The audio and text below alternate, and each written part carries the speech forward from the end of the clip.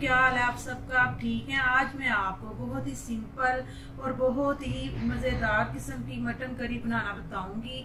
चले आए हम अपनी रेसिपी स्टार्ट करते हैं। हमारे पास 700 ग्राम मटन है। इसमें मैंने हाफ टी स्पून नमक शामिल कर दिया है,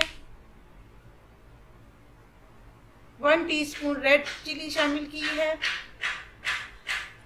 हाफ टी स्पून हल्दी शामिल की है, हाफ टी स्पून खुशक धनिया शामिल किया है, हाफ टी स्पून मैंने इसमें गरम मसाला शामिल किया है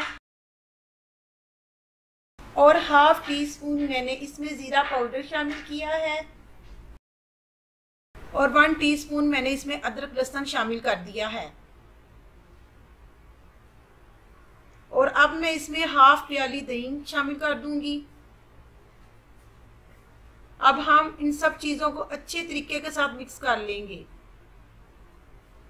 आपने अच्छे तरीके के साथ ये सारे मसाले गोश्त के साथ मिक्स कर लेने हैं।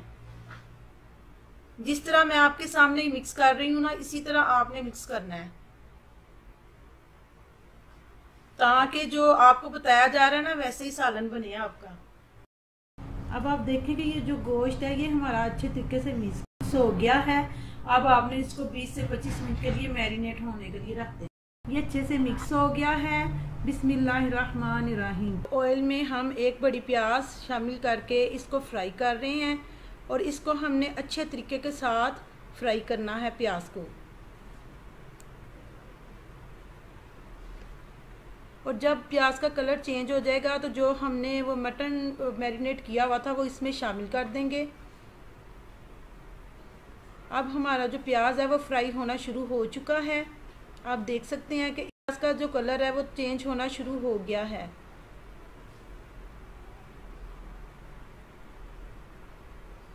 अब मैं इसमें ऐड करूंगी 1 चम्मच साबुत गरम मसाला,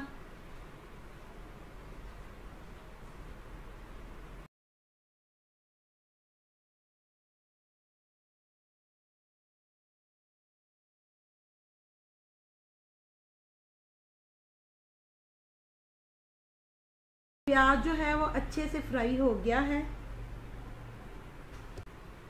और वो मैरिनेट किया हुआ सारा मटन हम इसमें शामिल कर देंगे।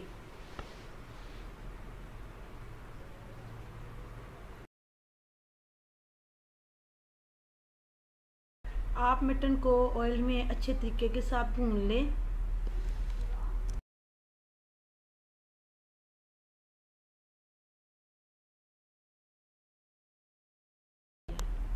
तो अब मेरे पास इधर 2 बड़े साइज़ के टमाटर हैं और मैंने उनको अच्छी तरीके से ग्राइंड कर लिया है, वो शामिल करूँगी मैं और फिर भूनूंगी इसको मुसलसल अच्छे तरीके के साथ। आप देख रहे हैं कि इसको अच्छे तरीके के साथ आपने भूनते जाना है।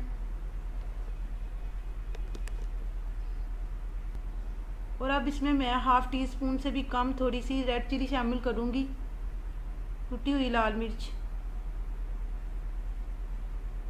आप सब देख सकते हैं कि गोश्त में घी जो है वो ऊपर आना शुरू हो गया है।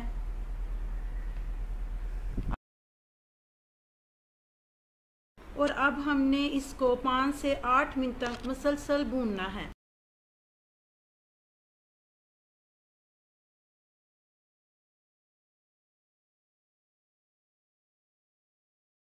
ये देखें आपके गोश्त अच्छे तरीके के साथ भून रही हूँ और इसका जो ऑयल है ये निकलना शुरू हो गया है।